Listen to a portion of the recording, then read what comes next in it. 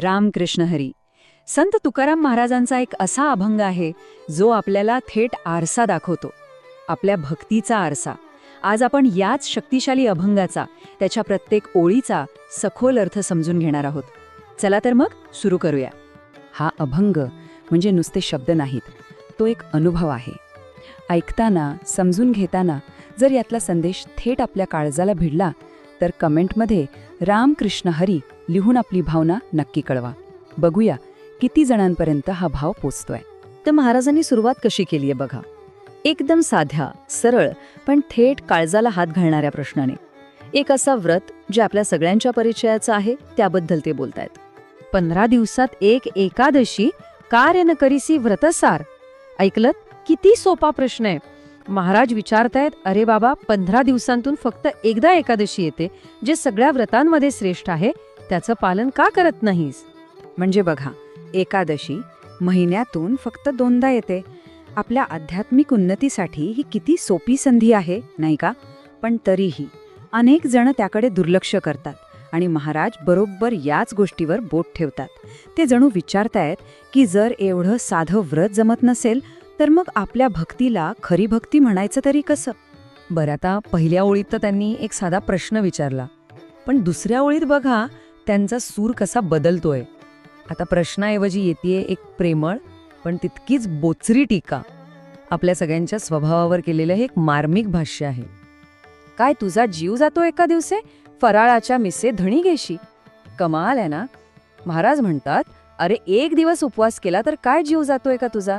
उलट होतंय काय की उपवासाच्या नावाखाली फराळाच्या निमित्ताने तर आपण पोट फुटेपर्यंत खातोय. आणि इथेच तर सगळा खेळ आहे. बघा, उपवासाचा मूळ उद्देश काय? शरीर शुद्धी, मनाची एकाग्रता, संयम. पण आपण करतो काय? फराळाच्या नावाखाली चटकदार पदार्थांवर ताव मारतो. म्हणजे ज्या साधनेतून संयम शिकायचा, त्याच साधनेला आपण इंद्रिय सुखाचं साधन बनवून टाकतो. हा जो ढोंगीपणा आहे ना, तोच महाराज आपल्यासमोर उघडा करून ठेवतायत.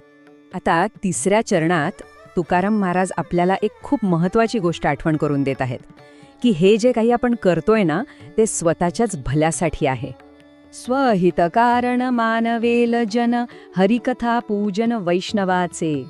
याचा सरळ सरळ अर्थ आहे की लोकांनी हे समजून घ्यायला हवं की हरिकथा ऐकणं, वैष्णवांची म्हणजे सत्पुरुषांची संगत करणं, हे सगळं शेवटी आपल्याच फायद्याचं आहे, आपल्या हिताचं आहे. आपल्याला अनेकदा कसं वाटतं की आपण पूजा, कीर्तन, व्रत करतोय म्हणजे देवावर काहीतरी उपकार करतोय. पण नाही, महाराज इथे स्पष्ट करतायत की हे सगळं स्वहितासाठी आहे, आपल्या स्वतःच्या आत्मिक विकासासाठी. ही काही जबरदस्ती नाही, तर स्वतःला आतून ओळखण्याची एक संधी आहे. 4थ्या चरणात महाराज लोकांच्या टाळाटाळीवर आणि केवळ बाह्य म्हणजे दिखाऊ भक्तीवर थेट प्रहार करतात. खरी भक्ती ही आतून यायला पाहिजे, हे ते पुन्हा एकदा अधोरेखित करतात. थोडे तुझ घरी होती उजगरे, नेवळासी का रे मरसी जाता. काय जबरदस्त निरीक्षण आहे बघा. महाराज म्हणतात की घरात एक साधा दिवा लावून देवाचं नाव घ्यायला जीवावर येतं, आळस येतो.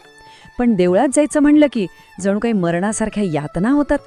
यातून महाराज आपल्या आध्यात्मिक आळसावरच हल्ला चढवत आहेत. देव काही फक्त देवळातच नाही, तो आपल्या घरात आहे, आपल्या मनात आहे.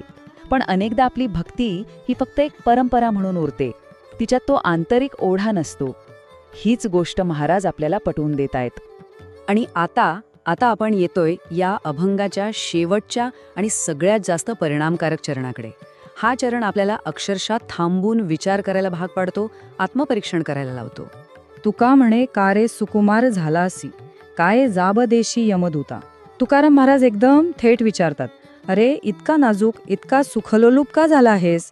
आयुष्यात थोडाही संयम, थोडीही शिस्त पाळली नाहीस तर शेवटी त्या यमदूतांना काय उत्तर देणार आहेस? हा प्रश्न फक्त कोणा एकासाठी नाही, हा आपल्या प्रत्येकासाठी आहे. महाराज विचारत आहेत की आपण आपल्या आयुष्याचा, आपल्या वागण्याचा आणि आपल्यातल्या या शिस्तीच्या अभावाचा काय हिशोब देणार आहोत? इथे यमदूत म्हणजे केवळ एक पौराणिक पात्र नाही, तर ते आहे कर्माच्या सिद्धांताचं प्रतीक. सोप्या भाषेत सांगायचं तर आपल्या प्रत्येक कृतीचा, प्रत्येक कर्माचा हिशोब हा शेवटी द्यावाच लागतो. तोच तो अंतिम क्षण जिथे कोणतीही सबब चालणार नाही. चला तर मग या संपूर्ण अभंगातून आपल्याला जी शिकवण मिळाली आहे, जी खऱ्या भक्तीची व्याख्या मिळाली आहे, ती थोडक्यात समजून घेऊया. तर खरी भक्ती म्हणजे काय?